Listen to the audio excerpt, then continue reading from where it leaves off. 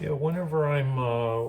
gluing hive boxes together or different projects I have and I'm using the Titebond glue,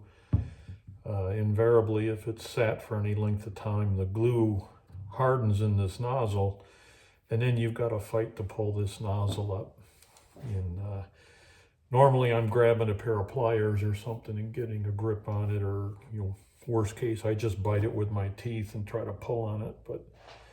I decided it was easier to be smarter about it, and I just made this little tool. It's just a piece of trim stock that I cut a notch in, and I simply slide that in there, pop the top up, and that will break that hardened glue seal here and allow this nozzle to now work while I'm using it. And then I just leave that sitting over on my workbench when I'm doing these woodworking projects, and I don't have to fight trying to break that nozzle tip loose from the dried glue. So just a little hack tip, it works.